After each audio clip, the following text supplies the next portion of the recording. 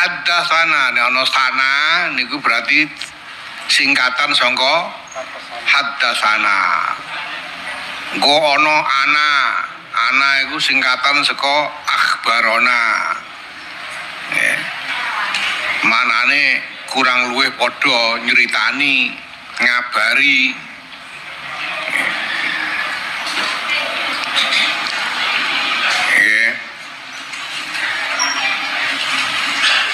Tapi nek tenggone mustalah hadis niku benten-benten pancen nek hadasana niku dep-depan ngeten iki. Critani yo ngono niku hadasana. Nek kumpulan kaya kula ngaji ngeten iki terus kula crita niku akhbarona. Mungkin wonten meneh amba'ana. Amba'ana iku tak critani kok kandak-kandakno kanca-kancamu ngoten niku. Amba'ana.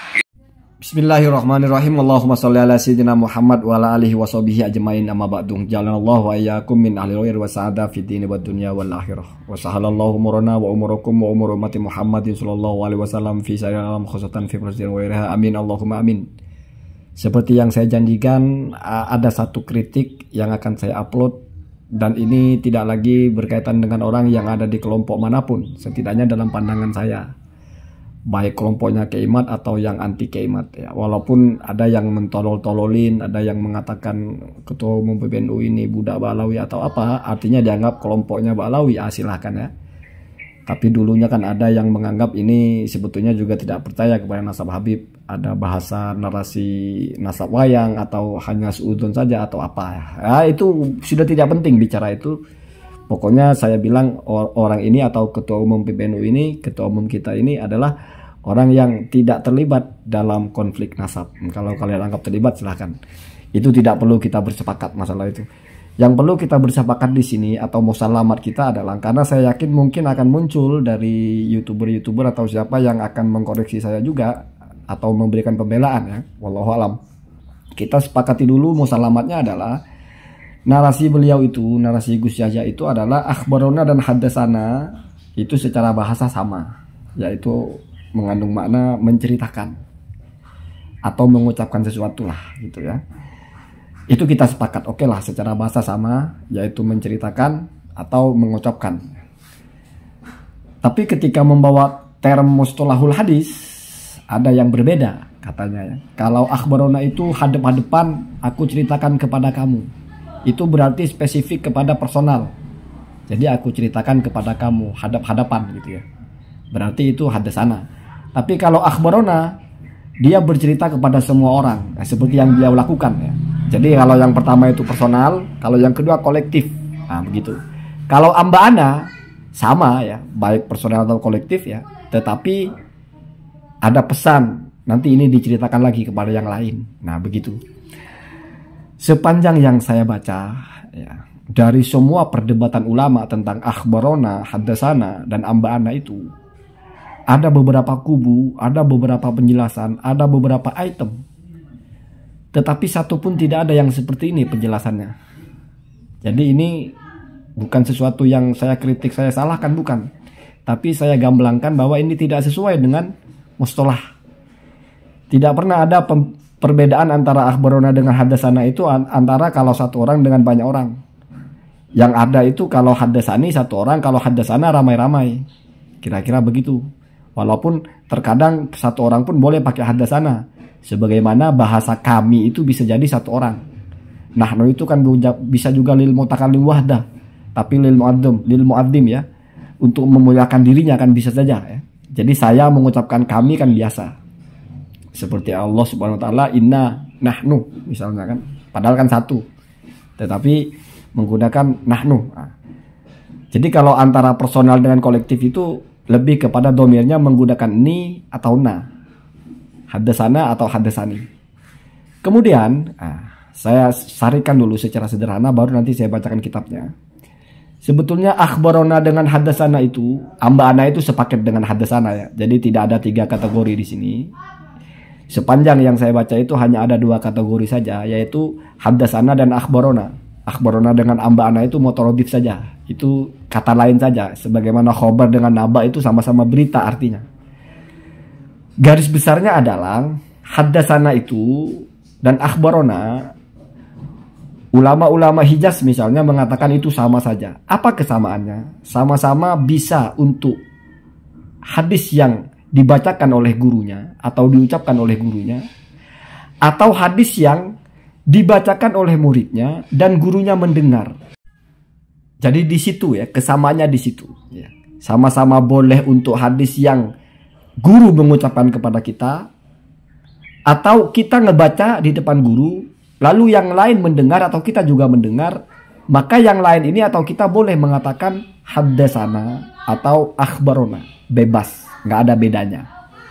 Jadi bukan hanya secara bahasa yang sama, secara mustolah pun sama. Artinya dipakai untuk dua jalur ya. Jadi jalur ada namanya. Ada itu adalah bagaimana dia mendapatkan hadis ya.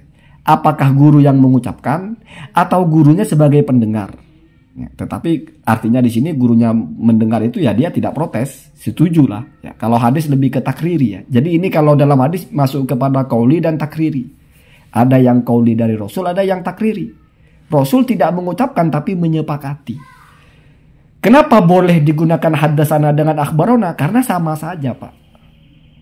Itu ada pendasarannya, itu berbasis kepada ucapannya Ibnu Abbas. Ya, bahwasanya mendengar bacaan orang, memperdengarkan bacaan kepada guru atau mendengarkan ucapan guru langsung itu sama saja. Artinya apa Pak? Sama-sama sudah sah melalui guru. Itu pentingnya ya.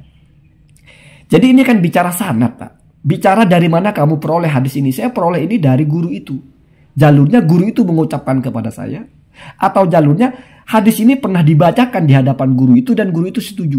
Artinya guru itu menganggap itu hadis juga berasal dari dia. Sehingga sama saja haddasana atau akhbarona. Itu madhabnya Imam Bukhari. Saya sebut yang besar-besar dulu. Kemudian, maksudnya besar dalam masalah periwayatan hadis ya. Kemudian, madhabnya Imam Muslim berbeda. Dan sebelum Imam Muslim juga sudah ada pendahulunya yang menggunakan madhab ini. Apa perbedaannya? Kalau bagi Imam Muslim, orang baru boleh menggunakan kata haddasana kalau dia mendengar langsung gurunya yang membacakan hadis itu.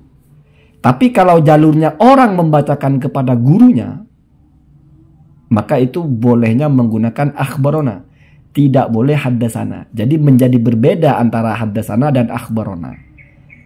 Apa perbedaannya? Kalau yang pertama, akhbarona dan haddasana nggak ada bedanya sama sekali. Bebas, mau untuk hadis yang gurunya yang mengucapkan atau guru tidak mengucapkan tapi hanya mendengarkan bacaan, boleh. Kalau yang kedua, kalau mau menggunakan haddasana maka hanya untuk hadis yang dibacakan oleh guru. Sementara kalau hadis yang bukan guru yang baca, tapi orang membacakan kepada gurunya, maka menggunakannya akhbarona. Ada pendapat lagi ya. Pendapatnya ulama Mesir ya, zaman dulu maksudnya ya, Fimisroh gitu, lebih ekstrim lagi. Haddasana dan akhbarona hanya untuk hadis yang diucapkan oleh guru. Jadi mengucapkan atau mengabarkan itu bentuknya harus guru yang mengucapkan. Kalau jalur kiroah, jalur orang membacakan kepada guru, tidak boleh memakai keduanya. Ini berbeda 180 derajat dengan yang pertama, di mana kalau yang pertama itu ngoplos persis. Kalau yang kedua malah tidak boleh kalau untuk kiroah. Tidak boleh haddasana, juga tidak boleh akhbarona. Kalau yang sebelumnya Imam Muslim itu masih boleh pakai akhbarona untuk kiroah, haddasana untuk yang guru membaca. Ini lebih ekstrim. Kalau akhbarona dan haddasana hanya untuk hadis yang guru yang membacakan. Lalu bagaimana dengan hadis yang dibacakan kepada guru? Maka menggunakannya adalah qara'tu alaihi atau quri'a alaihi wa ana asma'u. Harus jelas. Aku membacakan kepada guruku atau dibacakan kepadanya dan aku mendengar. Jadi bahasanya begitu ya. Ekstrim ini ya. Bahkan ada yang lebih ekstrim lagi ya, ahlu dzahir ya. Mereka mensyaratkan harus ditanya dulu gurunya itu. Huwa kama qara'tuhu alaika. Kalau gurunya mengatakan na'am, maka berarti benar. Kalau gurunya diam, itu dianggap tidak. Jadi pembacaan itu harus ada validasi dari gurunya. Sekarang rasionalisasinya, kenapa penting seperti ini? Ya, karena dulu kadang-kadang seorang guru itu membacakan hadis yang dia terima dari gurunya kepada muridnya, menggunakan muridnya lalu menggunakan haddasana. Lalu kadang-kadang tidak semua hadis yang diterima oleh gurunya itu dibacakan sendiri. Maka ada murid lain yang membacakan hadis itu kepada gurunya. Dan hadis itu, si guru itu sudah dapat hadis itu dari gurunya. Sehingga ketika guru itu diam dan menerima, maka ya berarti sama bahwa hadis itu yang berasal dari dia saja. Dari gurunya itu juga maksudnya. Cuma enggak beliau bacakan, tapi dibantu oleh muridnya yang membacakan. Artinya seperti mau konfirmasi, apakah hadis ini juga Anda riwayatkan? Nah, maka kita bacakan sebuah hadis. Kalau gurunya diam, berarti hadis itu gurunya tahu. Dan gurunya juga meriwayatkan hadis itu. Hanya gurunya tidak baca, muridnya yang baca. Makanya benar kata Ibnu Abbas itu, al-qiraatu ala syaihi ka qiraatihi alaihi, ya.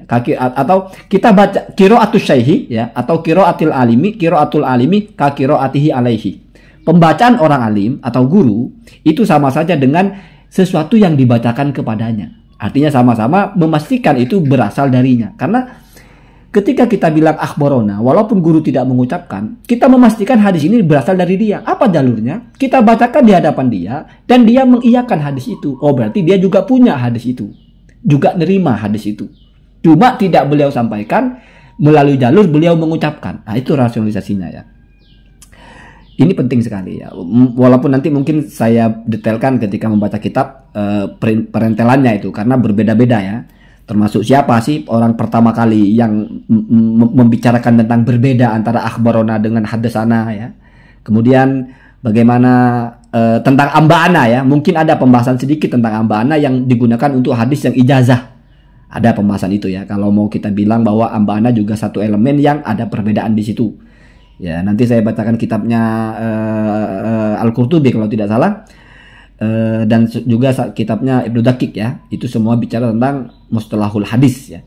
Kalau punya Al-Qurtubi itu ketika di muqaddimah mensyarah kitabnya Sahih Muslim ya. Ikmalul Muallim kalau tidak salah ya. Kalau tidak salah nanti saya bacakan. Semoga ada manfaatnya. Dan kritik ini sebetulnya tidak ingin merendahkan siapapun, tetapi hanya ingin menjelaskan apa yang benar. Kalaupun dianggap ini mengganggu martabat atau nama baik, ya setidaknya saya pakai prinsip harasatul ilmi muqaddamun atau aula min harasatil alim. Lianna fi harasatil ilmi ijlalan lil alimi, tapi jangan lupa fiha khiyanatun lil ilmi. Ya, jadi itu ya. Sampai jumpa lagi di konten bagian kedua yang khusus membacakan kitabnya sebagai rujukan dari konten ini. Allahumma dina ada sabilillah.